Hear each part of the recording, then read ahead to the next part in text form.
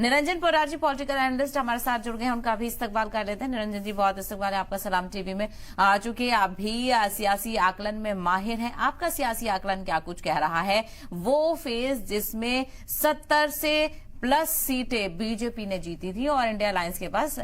महज 10 से 11 सीटें गई थी, उस फेज में किस तरह का दिलचस्प मुकाबला है? देखिए सहबाजी, निश्चित रूप से अभी जिस तरीके से आज समझ लीजिए लोकतंत्र के महापर्व का तीसरा चरण है, तो इसके अंदर निश्चित रूप से आपका जो सवाल है बहुत समझ लीजिए अच्छा सवाल है। लेकिन मेरा ये मानना है कि जो आज का जो चरण है इसके अंदर कहीं ना कहीं भारतीय जनता पार्टी, आप ये समझ लीजिए, पहले से ही लीड बना करके बैठी हुई है। अब देखना ये है कि वो अपने मतदाताओं को बाहर निकाल करके ईवीएम तक ले जाती है या नहीं ले जा पाती है। क्योंकि इसके अंदर सबसे महत्वपूर्ण चीज ये है कि आपके समर्थक कितने हैं, ये महत्वपूर्ण नहीं है। महत्वपूर्ण ये है कि आपके समर्थक ईवीएम कितने पहुंचे। अगर मान लीजिए आप ज्यादा समर्थक हों और लेकिन ईवीएम तक नहीं पहुंचेंगे तो कहीं ना कहीं मेरे हिसाब से गणना में वो चीज नहीं आती है और चुनाव के अंदर वो चीज काउंट नहीं होती है। लेकिन अब जिस तरीके से अब पिछले समझ लीजिए 1.5-2 महीनों के अंदर चुनाव का जो माहौल बना है, इससे कहीं ना कहीं ऐसा लग रहा है कि परस्पर जिस तरीके से 1-2 महीने पहले कुछ ऐसा नजर आ रहा था कि भाई विपक्ष कहीं आप ये समझ लीजिए बहुत शिथिल और बहुत हारा हुआ सा लग रहा था, वो कहीं ना कहीं अब ऐसा लगने लग गया कि जैसे मैच बिल्कुल कांटे का हो गया, या यूं कहें कि फाइट बिल्कुल नेक टू नेक हो गई। और जिस तरीके से आपने देखा होगा कि भारतीय जनता पार्टी कह रही थी कि अब की बार 400 पार, लेकिन पिछले 1-1.5 महीने से यानी कि प्रथम चरण और दूसरे चरण के बाद में कहीं वो 400 की चर्चाएं नहीं हो रही है। तो और कहीं ना कहीं चर्चाएं ये हो रही है कि भारतीय जनता पार्टी 272 प्लस यानी कि मैजिक फिगर जो है उसको क्रॉस कर पाएगी कि नहीं कर पाएगी। तो कहने का तात्पर्य ये है कि इसके अंदर ये थोड़ा सा, चाहे विपक्ष का एक जिस तरीके से एग्रेसिव मोड पे आकर के विपक्ष ने अपनी राजनीति शुरू की है, चाहे इसको मानिए, चाहे कुछ भारतीय जनता पार्टी के नेताओं के द्वारा कुछ गलतियां हुई हैं या कुछ ऐसी चीजें हुई हैं जो अति उत्साह के अंदर जिस तरीके से वो भारतीय जनता पार्टी ने कुछ फैसले ऐसे किए और उनका जो कैडर है भारतीय जनता पार्टी का परंपरागत जाता है और जिस तरीके से ऐसा माना जाता है कि वो इंटैक्ट पार्टी के साथ खड़ा होता है। कहीं ना कहीं आप ये समझेंगे कि प्रथम चरण के, विशेषकर मैं प्रथम चरण की बात कर रहा हूं कि प्रथम चरण के अंदर वो कैडर कहीं सक्रिय नजर नहीं आया और वोटरों को घरों से निकाल नहीं पाया, जिसका कारण यह था कि प्रतिशत डिप कर गया। और वोट प्रतिशत डिप करने से कहीं ना कहीं आप ये मान के चलिए कि विपक्ष के अंदर एक ऊर्जा का संचार हुआ और भारतीय जनता पार्टी को कहीं ना कहीं माथे पे पेशानी सी महसूस आने लगी। तो कहने का तात्पर्य ये, आज का जो चरण है इसके अंदर मतदान प्रतिशत क्या रहता है, ये शाम को 6 बजे तक हमारे सामने सारी की सारी रिपोर्टें आएंगी। लेकिन अगर मान लीजिए मतदान प्रतिशत के अंदर कि कहीं ना कहीं गिरावट अगर होगी तो निश्चित रूप से भारतीय जनता पार्टी के लिए एक पेशानी का सबब होगा। बिल्कुल, और इसका जवाब भी इसको लेकर निरंजन जी आपसे भी इसका आकलन चाहूंगी कि जो सारी चीजें देखने को मिल रही हैं, विपक्ष कोशिश तो बहुत कर रहा है, लेकिन क्या वो सही डायरेक्शन में कोशिश कर रहा है? लेकिन जो कि आपने देखा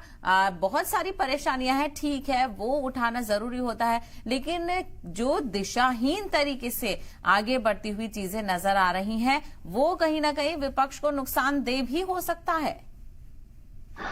सहबाजी, वास्तविक इको आ रहा, थोड़ा सा ठीक करवाइए प्लीज। ठीक।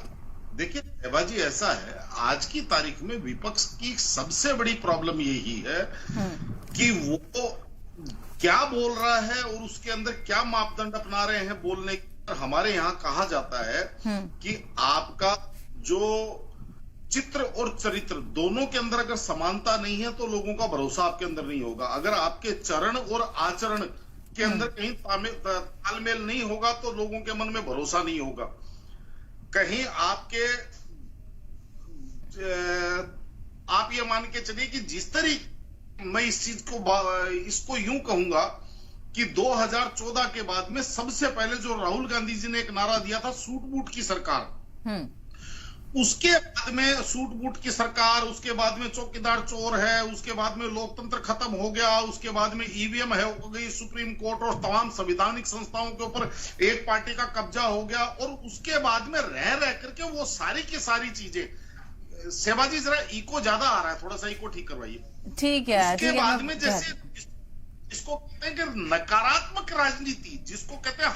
हर चीज के अंदर टांग खींचना, सर्जिकल स्ट्राइक होती है तो उसके ऊपर सवाल उठाना, अगर एयर स्ट्राइक होती है तो उसके ऊपर शक जताना, यानी कि कुछ चीजें तो ऐसी हैं जो हमारे दुश्मन देश हैं उनसे ऐसा लगता है कि जैसे इनके सुर से सुर मिल रहे हैं, यानी कि इतना अंध विरोध जिसको कहते हैं। तो ये कहीं ना कहीं देखिए जनता इन चीजों को नहीं समझती। दूसरी बात, इस तरीके से अभी विपक्ष कह रहा है या अभी जैसे विजय को हम सुन रहे थे कि भाई बेरोजगारी इस लेवल पे आ गई और महंगाई इस लेवल पे आ गई। आपकी बात ठीक हो सकती है, जनता ये चीज आपकी समझ सकती है, लेकिन आप इसका विकल्प तो बताइए कि जिस तरीके से 2004 से लेके 2014 तक आपने सरकार चलाई थी, आपकी सरकार के अंदर भी महंगाई और बेरोजगारी मुद्दा था। तो अब आपके पास ऐसा क्या जादू आ गया या आपके पास ऐसी कौन सी टेक्निक आ गई कि आप आते ही 1 मिनट में महंगाई खत्म कर देंगे या 1 मिनट में आप बेरोजगारी खत्म कर देंगे? क्योंकि जिस तरीके से अभी विजय कौशिक जी कह रहे थे कि 45 करोड़ लोगों ने तो अब रोजगार ढूंढना ही बंद कर दिया, वो तो भूखे करके घर पे बैठे हुए हैं, यानी कि थाली के घर पे बैठे हुए हैं। दूसरी बात, अरे भाई आप मुझे एक बात बताइए, 45 करोड़ लोग अगर घर में बैठे हुए हैं तो वो अगर भारतीय जनता पार्टी के खिलाफ अगर वोट कर देते हैं, उसमें से आधे लोग भी, जबकि आधे लोग भी अगर भारतीय जनता पार्टी के खिलाफ वोट कर देते हैं तो भी आप ये समझ लीजिए भारतीय जनता पार्टी की 1 सीट आना मुश्किल हो जाएगी। और दूसरी बात, विजय कौशिक जी, मेरे को यह चीज समझ में नहीं आई, 3 दिसंबर 2023 को जो 5 राज्यों के चुनाव परिणाम आए उसके बाद में जो 4 महीने बीते हैं, इन 4 महीनों के अंदर ऐसा क्या बदल गया कि ये जनता भारतीय जनता पार्टी के खिलाफ हो गई 4 महीनों के अंदर? उससे पहले का जनादेश तो हमने देखा है ना, जनता ने 3 राज्यों के अंदर 2 राज्यों में तो आपकी सरकार खींच करके भारतीय जनता पार्टी के हाथ में दे दी जनता ने। तो कहने का तात्पर्य ये है, केवल नकारात्मक बातें करने से सहबाजी कोई भी जनता, देखिए आजकल बहुत जागरूक और प्रबुद्ध जनता है। आजकल ये पहले का जमाना जब हुआ करता था, जब आप ये समझ लीजिए 5 दिन से 7 दिन से गांव के अंदर अखबार पहुंचा करता था, लोग उसके अंदर जो लाइनें लिखी होती थी उसी को लोग शाश्वत सत्य मान करके चलते थे। आज की तारीख के अंदर अंतिम छोर पे बैठा हुआ व्यक्ति भी किसी ना किसी इलेक्ट्रॉनिक गैजेट से अपग्रेडेड है और उसके पास डे बेसिस की उसके पास खबर पहुंच रही है और उसका अपना विवेक इस चीज के लिए काम करता है कि कौन सही बोल रहा है, कौन गलत बोल रहा है। निश्चित रूप से देखिए बेरोजगारी का कहीं ना कहीं आलम हो सकता है, लेकिन वो बेरोजगारी आलम के अंदर साहिबाजी मैं बड़ी जिम्मेदारी से आपको एक बात कह रहा हूं कि जिन लोगों को एक तो काम करने की नीयत नहीं है उनकी बेरोजगारी ज्यादा है, अन्यथा आप ये मान के, और या फिर जो अपनी योग्यता से कहीं अधिक कुछ कमाना चाहता है, जिसकी योग्यता मान लीजिए 30,000 रुपए महीने वाली है, लेकिन वो कहे मुझे तो 1 लाख रुपए महीने की नौकरी चाहिए, उन लोगों के लिए बेरोजगारी है। बेरोजगारी उन लोगों बिल्कुल के लिए कहीं ना कहीं आपने सही कहा कि मुद्दे तो कई सारे हैं, लेकिन विपक्ष उन मुद्दों को किस तरह से भुना पा रहा है। निरंजन जी, एक सवाल आपसे ये भी है, जिस तरह से हम देख रहे हैं एक तरफ तो आवाम के मुद्दे हैं, लेकिन सियासी पार्टियों में एक जद्दोजहद जो देखने को मिल रही है और अपोजिशन की तरफ से खास करके इल्जाम लगाए जा रहे हैं ईडी सीबीआई को लेकर, जिस तरह से जांच का दायरा बढ़ गया है, इलेक्टोरल बॉन्ड का मुद्दा है।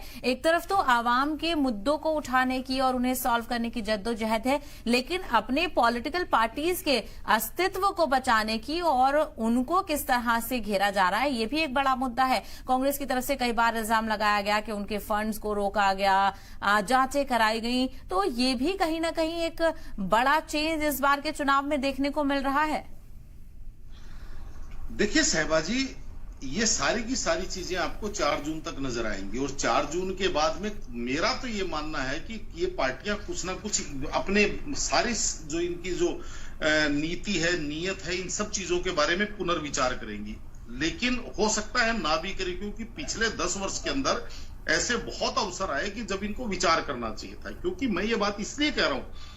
सहबाजी, देखिए जिस तरीके से आज की तारीख में जो विपक्षी पार्टियां चर्चाएं करती है, हाँ कुछ चीजें हैं जिनके ऊपर सवाल बन सकते हैं, लेकिन चीज ये बात ये होती है कि जो आप सवाल करते हैं वो सवाल कम से कम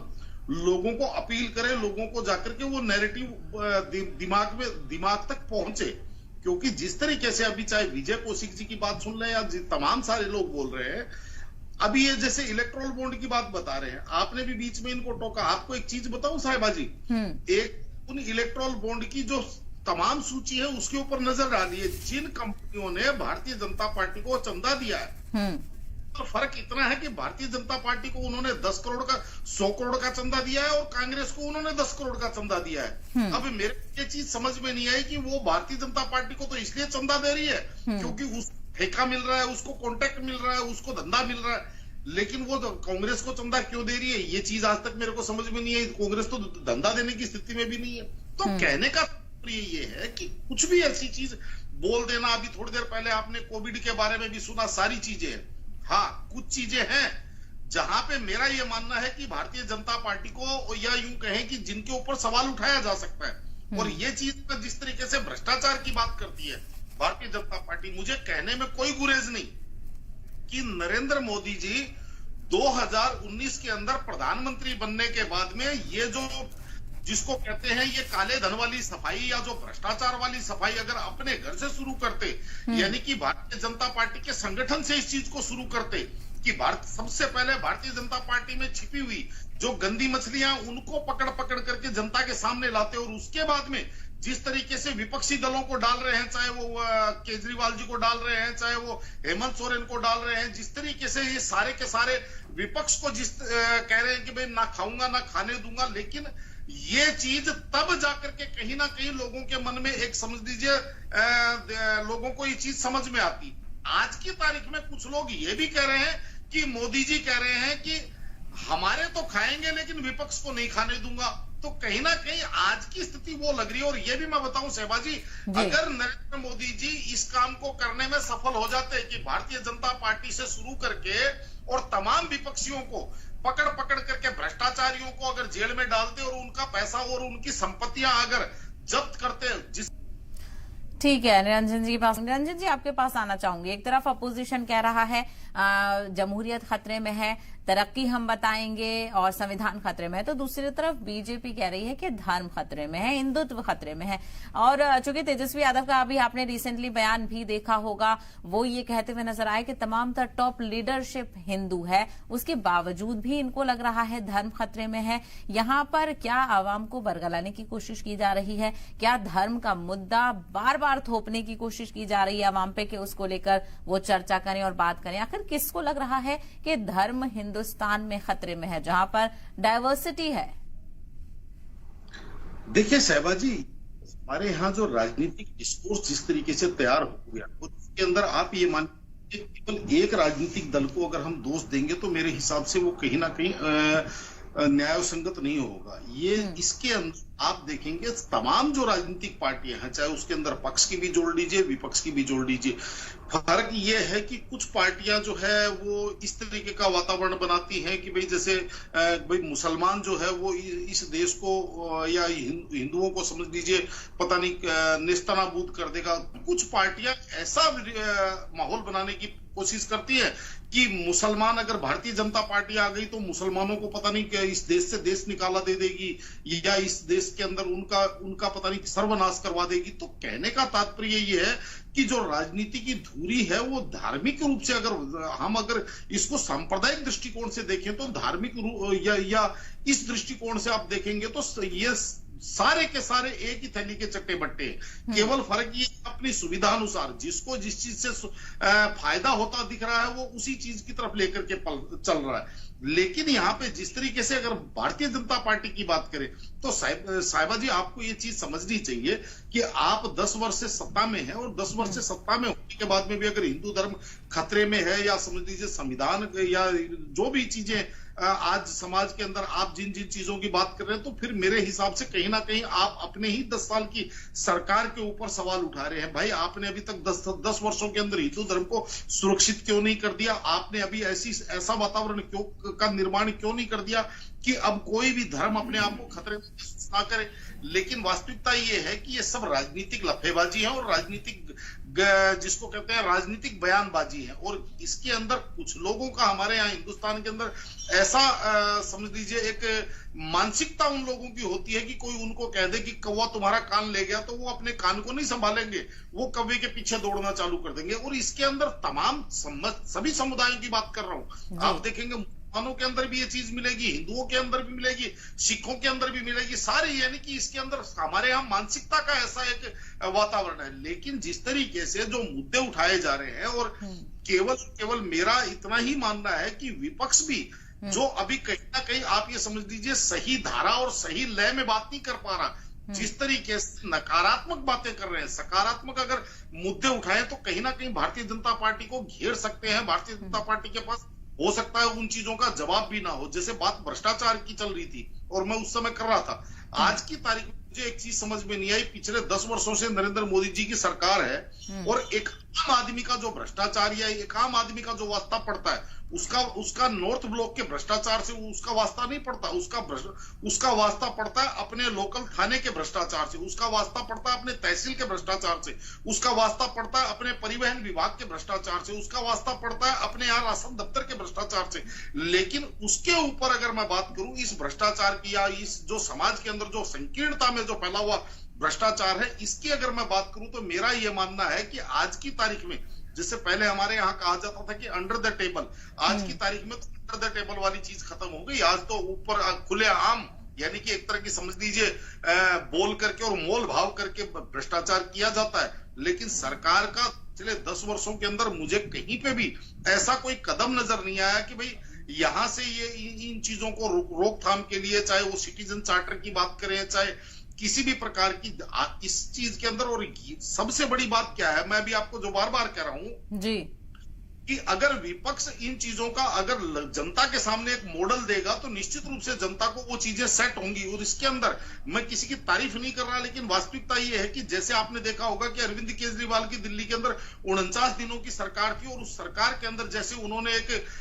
जो मैं जिस भ्रष्टाचार की, जो लोकल स्तर के ऊपर जब भ्रष्टाचार इसकी बात कर रहा हूं, उसके ऊपर जब उन्होंने कहा था कि उनकी वीडियो बनाइए और हमारे को पोस्ट कीजिए और किसी को घूस देने से मना मत कीजिए, और उसके बाद में जब हम हमारे पास उसकी वीडियो आएगी, हमने इतनी इतनी टीमें बना दी और उसके ऊपर कार्रवाई होगी, तो उस सब आपने देखा होगा कि दिल्ली के अंदर कोई भी व्यक्ति 1 रुपया लेने से डरने लग गया था। तो मेरे को ये चीज, कई जगह के जो मॉडल हैं वो बड़े कारगर साबित हुए हैं। मेहमानों का बहुत बहुत शुक्रिया इस चर्चा में शामिल होने के लिए, अपना कीमती वक्त देने के लिए।